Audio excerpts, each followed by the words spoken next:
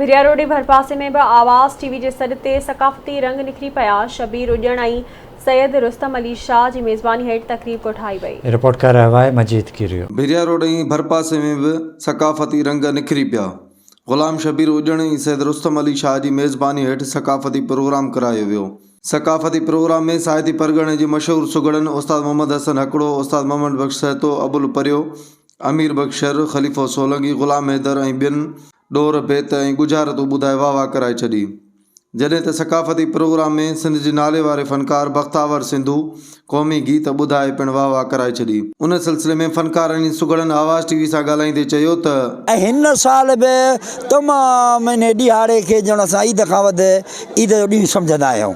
उन हिसाब सां दोस्त हिकिड़े जो शेर आहे त ओताक अकुलमंदनि जूं ओताकूं हमेशह हलनि, अकुलमंदनि जूं ओताकूं हमेशह हलनि, अचनि को ओताक ते त मुर्कियो पिया मिलनि। आज यादि करो कुर्ब कचरियूं करनि पोइ वर वठनि कई हलो जन हाशिम चए। जा धरती ॿियनि खे पाले थी सा सूरन में ख़ुदि जाले थी, जिते वाग धणी ख़ुदि वाक ॾियनि ऐं धारियुनि खे पंहिंजा थाक ॾियनि, जिते हर रोज़ नओं बगदाद थिए उन देश में कंहिंजो दाद थिए, जिते बेइज़त उस्ताद थिए उन देश में कंहिंजो दाद थिए, जिते इज़त खे बि ज़लील कजे ऐं ज़लील बि ईअं सबील कजे, इज़त जो जनाज़ो जग ॾिसे ऐं क़बूल न को बि दलील कजे। अॼु जो ॾींहुं एकता जो ॾींहुं असांजे लाइ ईदुनि जे ॾींहंनि खां वधीक ॾींहुं आहे ऐं असीं हीउ ॾींहुं ईद जीअं करे मल्हाईंदा आहियूं। इंशाअल्लाह असांजूं भरपूर तयारियूं आहिनि। 5 डिसंबर ते असां ईअं जीअं अॻे साल खां बि वधीक इंशाअल्लाह असांजी तयारी हूंदी। सुहिणी सूंहं सलामत सूंहें सिंध सकाफ़त साण सूंहें सदाईं सदियुनि ताणी सिंधूअ जी सुरहाण, लोक अदब ही कुर्ब कचहरियूं क़ाइम रूह रिहाण, सिंधी सोना अजर कोढे पाइन पटका ऐं पहिरियाण, सिंधी ॿोली क़ौमी ॿोली पढ़ो पढ़ायो पाण, मालिक वसे मेहर सदाईं ते वाह न कोसो आण, वाली कर वराण हरदम हुसैन बशकु चए। हर साल असां मल्हाईंदा आहियूं, अॻिते बि असां ईअं जज़्बे जोश सां मल्हाईंदासीं। बहितर ज़ात टोपी अजरक पाए हलो, पाण में भाकुर पाए हलो, एकता वारो ॾींहुं सभागो, निंड फिटाए हाणे जागो, एकता जो इज़हार कयो को, पंहिंजी सिंध सां प्यार कयो को, पंहिंजी सकाफ़त पंहिंजी धरती, पंहिंजी जीजल पंहिंजी सरती। असांजी सिंध आहे, असांजी सिंध जी सकाफ़त आहे। असां पंहिंजी ख़ुशी ज़ोर सां मल्हाईंदासूं ऐं हर ॾींहं ते असां ख़ुशियूं कंदासूं। टोपी अजरक कुहाड़ी सां चकर पिया ॾींदासूं। ॿार वॾा बुज़ुर्ग सुघड़ अदीब मीडिया वारा सभिनी खे ख़ुशी आहे ऐं असांखे त बेहदि ख़ुशी आहे। ऐं असां पोएं साल बि कोन कयोसीं प्रोग्राम, या कोरोना वायरस लाइ किथां जी बीमारी अची वई।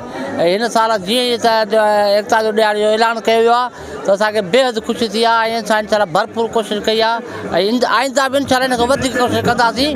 साईं आवाज़ टीवी जसलण असांजो आवाज़ वधियो आहे, असांजे हिन सकाफ़त खे हथी मिली आहे ऐं इंशाअल्लाह ताला असांजी सकाफ़त ज़िंदा रहंदी, ज़िंदाबाद आहे। ऐं हीउ जेको इल्मु पिरायो तइलीम वधायो इहो ऐलान कयो आहे, इहो बि असांजे सिंध लाइ वॾो ख़ुशनसीब आहियूं जो इहा जागृता ॾिनी अथनि असांखे। सिंधी मीडिया खे असां सलाम था पेश कयूं जो ही ॾिहाड़ा मल्हाइनि था। ऐं अॼु असां ॾिठो आहे त नंढा ॿार तोड़े ॿुढा हर माण्हू जेको आहे सो ख़ुशी मां नचे थो ऐं हुनखे माना ही तारीख़ी जेका असांजी जेका तहज़ीब आहे उहा उनखे उञाण मिले थो ऐं असांजा सुघड़ या असांजा जेके फ़नकार आहिनि जेके मैसेज था ॾियनि त तमामु हिकिड़ो शऊर वधे थो। तहज़ीब तमदन ऐं तमन्नाउनि ऐं हिकु अमन वारी धरती आहे।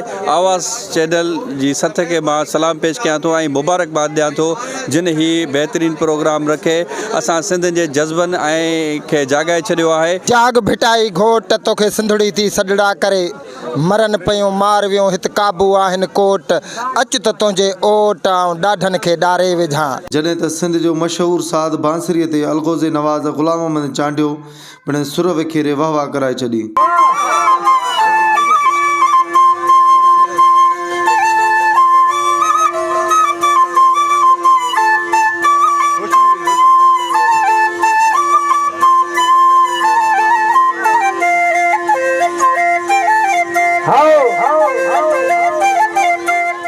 भिरिया रोड में गुलाम शबीर उजण की मेज़बानी हेठ सकाफ़ती तकरीब जो तमाम मेहमान जो गाली बुझी, तव्हांजे सुगड़न जो गाली बुझी, तव्हांजे फनकारन जो गाली बुझियूं। हिननि जो इहो ई चवणु आहे त सिंध जी सकाफ़त जो जॾहिं मीडिया जे तरफ़ां ऐलान थींदो आहे त असांखे तमामु घणी ख़ुशी थींदी आहे। कैमरामैन गफ़ार चन्ना सां गॾु अब्दुल मजीद कीरो, आवाज़ टीवी भिरिया रोड।